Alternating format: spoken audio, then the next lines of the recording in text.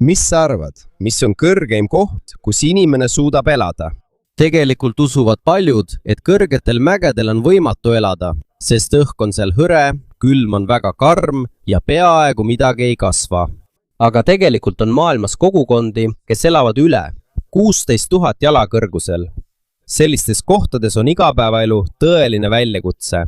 Kuid sellest hoolimata elavad seal inimesed püsivalt. Seal on maju, koole, kirikuid, turge ja perekondi, kes on juba mitme põlvkonna vältel kõrgetes mägedes elanud. Aga kuidas nad sellises kohas ellu jäävad? Mis on põhjus, miks nad otsustasid siia jääda? Ja milline on tunne elada kõrgel mägedes? Seda me hakkamegi uurima. Aga enne kui me arutelu alustame, palun pane üks like ja palun telli ka meie kanal. See on meile sisuloojatele väga suureks abiks. Nii et alustame siis. Number 15. Kassajong, Bhutan. Bhutani põhjaosas Tiibeti piiri lähedal asub Kassajong.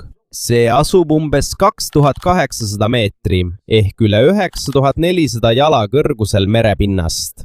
See ei ole selle nimekirja kõrgeim koht, kuid see on üks kõige kaugemaid kogukondi, kus elatakse püsivalt kogu aasta vältel. Sõna Chong tähendab suurt kindlust, mis toimib nii valitsuse kontorina kui ka munkade kloostrina. Seega ei ole see lihtsalt tavaline küla. Siin tehakse ka palju kohaliku omavalitsuse töid. Kassajong ehitati 17. sajandil Chabdrong Ngawang Namgyali käsul, kes oli liider, kes ühendas Bhutani. See asukoht valiti, sest see on kõrgel ja ümbritsevaid orge on lihtne jälgida. See oli ka varem riigi kaitsmisel oluline. Elu siin ei ole lihtne. Talvel langeb temperatuur -10 kraadini. Sageli sajab ka vihma. Kui lund sajab, on inimestel mõnikord raske liikuda. Elanikud elavad siin lihtsalt. Enamik maju on ehitatud kivist ja puidust. Vesi tuleb mägedes asuvatest allikatest. Elanike jaoks on olemas ka väike kool ja tervisekliinik. Viimastel aastatel on Bhutan hakanud piirkonnas tutvustama ökoturismi. Kassa on tuntud oma kaunite matkaradade ja looduslike kuumaveeallikate poolest. Kuid areng on endiselt piiratud, sest valitsus soovib säilitada loodust ja kogukonna rahulikku eluviisi. Siiani on Kassajong üks vaiksemaid ja kõige isoleeritumaid püsikogukondi Himaalajas. Number 14. Laringo Larinconada, Peru. Maailmas on üks linn, mis asub nii kõrgel, et paljudel inimestel on sinna jõudes raske hingata. Kuid üllataval kombel valivad tuhanded inimesed siiski selles paigas elamise. See linn on Laringo Larinconada, Peruus. See asub Andide mäestikus ja selle kõrgus on umbes 5100 meetrit ehk üle 16 000 jala. Seetõttu tuntakse seda kui maailma kõrgeimat püsiasulat. Kuna see paikneb nii kõrgel, on õhk väga hõre. See tähendab, et inimesed hingavad sisse vähem hapnikku. Isegi lihtne kõndimine võib neid väsitada. Mõnel hakkab pea valutama, tekib pearinglus või hingamisraskused, kuni nende keha järk-järgult harjub. Linnakese ümbruses pole peaaegu üldse puid. Koht on liiga külm ja kõrgel, et tavalist põllumajandust pidada. Seetõttu tuuakse enamik toitu ja muid vajadusi kohale teistest linnadest. Kui elu siin on nii raske, siis miks tahavad mõned inimesed Larinconadas elada? Vastus on lihtne. Kuld. Paljude mägede ümbruses, mis linna ümbritsevad, leidub palju kuldavarusid. 90ndate lõpus ja 2000ndate alguses tõusis kulla hind kogu maailmas kiiresti. Selle tõttu tuli Larinconadasse tuhandeid inimesi. Mõned neist olid kaevurid. Teised aga asutasid väikseid ettevõtteid, et kasvavas kogukonnas raha teenida. Praegu elab siin hinnanguliselt 30 000 kuni 50 000 inimest. Täpse arvu kindlaks tegemine on keeruline, sest paljud inimesed vahetavad sageli elukohta ja paljud kaevandused ei ole ametlikult registreeritud. Kuid isegi kui elanikke on palju, on linnas endiselt puudus põhiteenustest. Elektrit ei ole alati, teed on samuti halvas seisukorras. Eriti siis, kui ilm on halb. Paljudes kohtades puudub ka korralik kanalisatsioonisüsteem, mistõttu on raske hoida ümbrust puhtana. Kulla kaevandamine on siin enamiku inimeste peamine elatusallikas. Mõnes kaevanduses kasutatakse niinimetatud Cachorio-süsteemi. Selles süsteemis töötab kaevur 30 päeva ilma regulaarse palgata. Pärast 31 päeva lubatakse tal alles võtta nii palju kulda, kui ta suudab kaevandusest välja kanda. See süsteem on nagu hasartmäng. Kui kaevuril veab ja ta saab palju kulda, võib ta palju teenida. Aga kui ta saab vähe kulda, pole tal pärast 1 kuud tööd peaaegu midagi koju viia. Seetõttu loodavad paljud inimesed, et ühel päeval on just nemad need, kellel veab. Kõigist raskustest hoolimata on see siiski tõeline kogukond. Siin on poed, turg, kirik, väikesed söögikohad ja lapsed, kes mängivad tühjadel kruntidel. Tavaline elu jätkub ikka, isegi kui ilm on väga külm ja õhk on hõre. Enamikku siin elavate inimeste jaoks ei jää nad siia sellepärast, et elu oleks mugav. Nad jäävad siia, sest usuvad, et väike kullatükk võib muuta nende pereelu. La Rinconadas on iga päev raske, aga paljude inimeste jaoks on lootus leida kulda põhjus, miks nad jätkuvalt elavad maailma kõrgeimas püsiasulas. Number 3. El Aguilar, Argentiina. Andide mägedes Põhja-Argentiinas asub El Aguilar. See linn asub umbes 3700 meetri ehk üle 12 300 jala kõrgusel merepinnast. See ei ole turismi sihtkoht. See on tõeline linn, kus elavad pered terve aasta vältel. El Aguilar asutati 1929 aastal, et toetada suurt tsingi- ja pliikaevandust. Ka tänapäeval tegelevad pered veel kaevandamisega. See on enamiku elanike peamine sissetulekuallikas. Kuna piirkond asub kõrgel, on õhk hõre, isegi trepist ülesminek või asjade kandmine on tavalisest väsitavam. Paljud kogevad ka kõrgushaigust, kuni nende keha harjub. Hinnanguliselt elab siin umbes 3000 inimest. Enamik neist töötab kaevanduses. Teised töötavad koolis, haiglas, kontoris ja muudes kogukonnateenustes. Hoolimata selle kaugemast asukohast on siin siiski kool olemas. Tervisekeskus, spordiala, kogukonnakeskus ja väike kino. Siin toimuvad ka festivalid, mis tutvustavad andide põliselanike ja kaasaegse Argentiina kultuuri. Kuid katsumused ei kao kuhugi. Talvel võivad teed lume ja tugeva tuule tõttu suletud olla. Kui see juhtub, hilileb ka toidu ja muude tarvikute kohale jõudmine. Kõigest hoolimata elab El Aguilar endiselt edasi. See linn tõestab, et on võimalik luua tugev kogukond isegi väga kõrgel ja raskesti ligipääsetavas kohas. Number 12. Tuiva, Tiibet. Tiibeti platool asub Tuiva, üks maailma kõrgeimaid püsiasulaid. See asub üle 5000 meetri ehk umbes 16 600 jala kõrgusel merepinnast. See ei ole kaevanduslinn ega sõjaväebaas.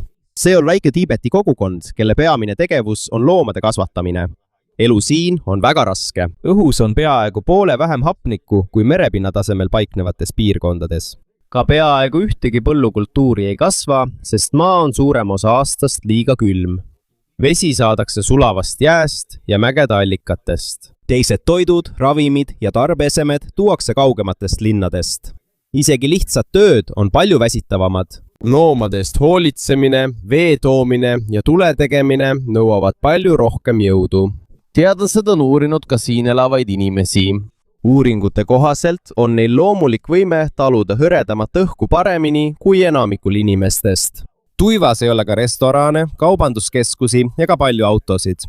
Elu on vaikne ja kogukond on ühtehoidev. Vaatamata karmile külmale ja hõredale õhule on Tuiva endiselt üks maailma kõrgeimaid püsivaid kogukondi. Number 11. Alma, Colorado. Ameerika Colorado osariigis asub Alma. See asub umbes 3200 meetri ehk üle 10 000 jala kõrgusel merepinnast. See on kogu Ameerika Ühendriikide kõrgeimal asuv omavalitsusüksus. See tähendab, et sellel on oma kohalik omavalitsus ja seal elavad püsielanikud. Alma sai alguse kaevanduslinnana 19. sajandil. See sai ametlikult linnaks 1873 aastal, pärast seda, kui selle ümbrusest avastati kulda, hõbedat, tsinki ja pliid. Praegu on Alma elanikkond väike. Paljud elanikud töötavad naaberlinnades ja sõidavad iga päev läbi mägede. Kuna see paikneb kõrgel, on õhk hõre. Talv on pikk ja lund sajab sageli. Seetõttu tuleb majad ja sõidukid ette valmistada tugeva külma jaoks. Sellest hoolimata on kogukond vaikne ja korras. Igal suvel toimuvad neil kunstide ja muusikafestivalid, mida külastavad paljud külalised. Paljud valivad elamiseks Alma just selle vaikse keskkonna ja kauni vaate tõttu Kaljumägedele. Number 10. Ven Quan, Tiibet. Tiibeti Xinjiangi piiri lähedal asub väike Ven Quan kogukond. Selle nimi tähendab kuuma vee allikas. see asub umbes 4800 meetri ehk üle 15 900 jala kõrgusel merepinnast. see on üks kõrgeimal asuvaid halduskülasid kogu Hiinas. Püsielanikke on siin hinnanguliselt 200 või isegi vähem. Enamik elanikest on Tiibeti pered ja mõned valitsuse töötajad. Wenwenzhuan asub Qinghai-Tibeti maantee ja Qinghai-Tibeti raudtee lähedal, mis on maailma kõrgeim raudtee. Seetõttu on siia lihtsam jõuda kui teistesse kõrgmäestiku kogukondadesse. Kuid elu siin ei ole siiski lihtne. Õhk on hõre ja hapnikku on peaaegu poole vähem kui merepinnal. Seetõttu väsivad uustullukad kiiresti. Majad on ehitatud kivist ja savitellistest, et soojust paremini sees hoida. Elekter tuleb väikestest generaatoritest ja päikesepaneelidest. Viimastel aastatel on Hiina valitsus lisanud mitmeid põhiteenuseid, nagu parem veega varustamine, tervisekliinik ja parem majade soojustus. Kuid karm kliima jääb endiselt väljakutseks. Kui ilm ja veevarustus muutuvad, mõjutab see ka nende perede elatist, kes sõltuvad loomakasvatusest. Kõigest hoolimata elavad inimesed endiselt Wenchuanis, mis on üks Hiina kõrgeimaid püsielanikkonnaga kogukondi. Number 9. Parinacota, Tšiili. Tšiili kõige põhjapoolsemas osas asub Parinacota. See asub Peruu ja Boliivia piiri lähedal ja see asub umbes 4300 meetri ehk 14 000 jala kõrgusel merepinnast. Hinnanguliselt elab siin püsivalt vaid 100 kuni 200 inimest. Seetõttu on see üks kõrgeimaid pidevalt asustatud kogukondi Lõuna-Ameerikas. Parinacotat ümbritsevad kõrged vulkaanid ja avarad rohumaad. Piirkond on tuntud ka järvede poolest, kus võib näha roosasid flamingosid. Enamik elanikke kasvatab laamasid ja alpaakasid. Need loomad on olulised, sest nad annavad villa, liha ja elatist kogukonnale. Külas on väike kool, aga kui lapsed jõuavad keskkooli, peavad nad õppimiseks teise linna kolima. Turistide arv kasvab samuti tasapisi tänu kaunile maastikule, kuid sellest pole siiski saanud suurt turismisihtkohta, sest paljudel on kõrgel asuvas paigas raske hingata. Siiani on Parinacota jäänud vaikseks ning elanikud hoiavad jätkuvalt oma traditsioonilist eluviisi. Number 8. La Paz, Boliivia. La Paz on maailma kõrgeimal asuv pealinn. See asub Boliivias ja paikneb umbes 3200 kuni 3000 meetri kõrgusel merepinnast, olenevalt linnaosast. Linn asub sügavas orus, mida ümbritsevad kõrged mäed. Selle tõttu näeb La Paz välja teistsugune kui teised pealinnad. Mida madalamal asub linnaosa, seda soojem on seal ja rohkem on hapnikku. Samas kõrgemates piirkondades on külmem ja õhk on hõredam. Kõrguse tõttu hingeldavad paljud turistid kiiresti, kui nad esimest korda saabuvad. Mõned kogevad ka seda haigust, kuni nende keha harjub. Sellest hoolimata on elu La Pazis normaalne. Siin on koolid, ettevõtted, valitsusasutused ja miljoneid inimesi elab siin aastaringselt. La Paz tõestab, et isegi kui linn asub väga kõrgel, võib see ikkagi olla riigi äri, kultuuri ja valitsuskeskus. Number 7. Singo, India. India Himaalaja mägedes asub Singo. See asub umbes 4400 meetri ehk 14 500 jala kõrgusel merepinnast. Püsivalt elab siin vähem kui 200 inimest. Enamik neist kuulub Prokpa hulka, mis on väike etniline rühm, kes on selles piirkonnas kaua elanud. Singo ei tekkinud kaevandamise ega turismi tõttu. Kogukond elatub põllumajandusest ja loomakasvatusest. Kuna õhk on hõre ja kliima külm, saab kasvatada vaid väheseid kultuure. Nende hulka kuuluvad oder, herned ja mõned juurviljad. Samuti kasvatavad nad jakke ja kitsi, kus saadakse piima, liha ja villa. Nende jaoks on oluline ka nende kultuur. Siiani tähistavad nad endiselt oma traditsioone, tantse ja festivale, mida antakse edasi vanematelt lastele. Elanike omavaheline side on tihe. Kui on vaja midagi korda teha või saabub tugev lumesadu, aitab kogu kogukond üksteist. Vaatamata karmile külmale ja kõrgetele mägedele on Singo endiselt elujõuline ning see on üks India kõige kaugemaid püsikogukondi. Number 6. Chivay, Peruu. Peruu Andiide mägedes asub Chivay. See paikneb umbes 3600 meetri ehk 12 000 jala kõrgusel merepinnast. See on Kailoma provintsi pealinn ja seal elab umbes 5000 inimest. see on ka üks tähtsamaid linnu Kolka kanjoni lähedal, mis on üks maailma sügavaimaid kanjoneid. Chivais on endiselt näha inkade ja hispaanlaste ajalugu. Seal on vana kirik, väljak ja kiviteed, mida kasutatakse siiani. Linn on tuntud ka oma värvikate traditsioonide poolest. Pidustuste ajal tantsivad elanikud, kandes oma traditsioonilisi rõivaid. Chivai lähedal asub ka La Calera kuumaveeallikas. Paljud turistid ja kohalikud elanikud käivad siin lõõgastumas maa-alusest allikast pärinevas soojas vees. Vaatamata kõrgele asukohale ja õhukesele õhule on Chivai endiselt elav ning üks tähtsamaid linnu Peruu andides. Number 5. Karsok, India. Indias Ladakhi piirkonnas asub Karsok. See asub umbes 4500 meetri ehk üle 14 800 jala kõrgusel merepinnast. Püsielanikke on siin alla 200 inimese. Seetõttu on see üks kõrgemaid ja kõige kaugemaid kogukondi Indias. Kuna see paikneb nii kõrgel, on õhk hõre ja elu on raske. Talvel langeb temperatuur alla -20°C järgi ja kogu küla võib lume alla mattuda. Enamik elanikest on tsangpad, kes kasvatavad jakke ja kitsi. Nendest kitsedest saadakse kuulus pashmina vill, mis on üks maailma kalleimaid villatüüpe. Küla keskel asub budistlik klooster, mis on seisnud juba üle 300 aasta. Siiani on see kogukonna elu oluline osa. Siia tuleb vaid vähe turiste. Valitsus piirab teadlikult arendustegevust, et kaitsta loodust. Vaatamata karmile külmale ja õhukesele õhule elavad inimesed Karsokis endiselt ning hoiavad oma traditsioone juba mitmeid põlvkondi. Number 4. Potosí, Boliivia.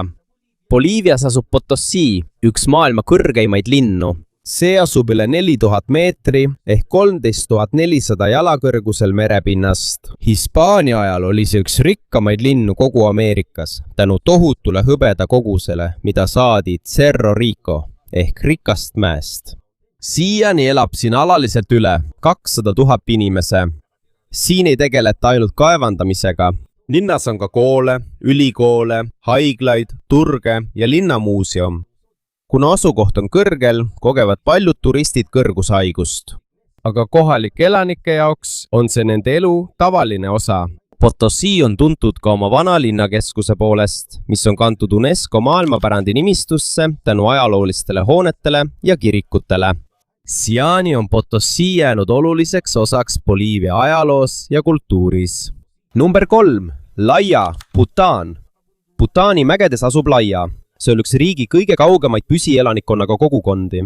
See asub üle 12 000 jala kõrgusel merepinnast. Siia ei ole lihtne jõuda. Kõigepealt tuleb sõita mitu tundi ja seejärel kõndida mägedes peaaegu 2 päeva. Enamik elanikke kasvatab jakke. Nad korjavad ka korditsepsi, mis on seeneliik, mida kasutatakse traditsioonilises meditsiinis ja millel on kõrge väärtus. Talvel langeb temperatuur -15°C järgi. Seetõttu jäävad pered lihtsalt oma kodudesse ja hoolitsevad oma loomade eest. Laia naised on tuntud ka oma ainulaadsete traditsiooniliste kübarate poolest, mida kantakse siiani. Internet ja päikeseenergia jõuavad järk-järgult kogukonda. Kuid paljud noored kolivad siiski linnadesse, et õppida või töötada. Sellest hoolimata on Laia traditsioonid tänaseni elus. Number 2. Wolong, Hiina.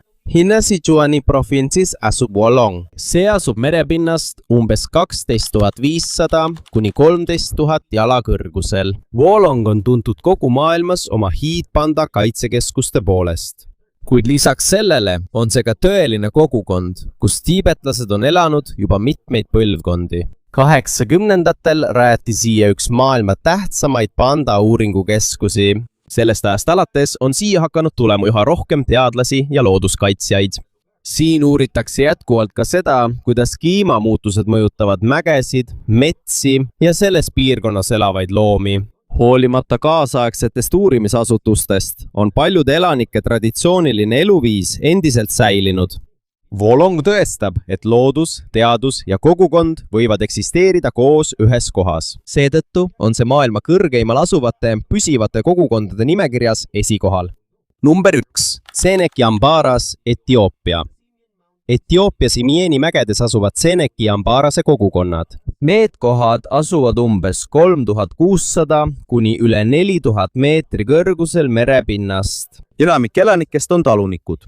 Nad kasvatavad otra, nisu, tehvi ja muid põllukultuure, mis suudavad külmas kliimas ellu jääda. Õhk on selles piirkonnas ka hõre, mistõttu paljudel külastajatel tekib kiiresti hingeldus. Seal on olemas koolid ja lihtsad tervisekliinikud, kuid mõnes kogukonnas peavad lapsed kooli jõudmiseks kaugele kõndima. Vaatamata rasketele elutingimustele elavad pered siin endiselt ning annavad oma kultuuri edasi põlvest põlve.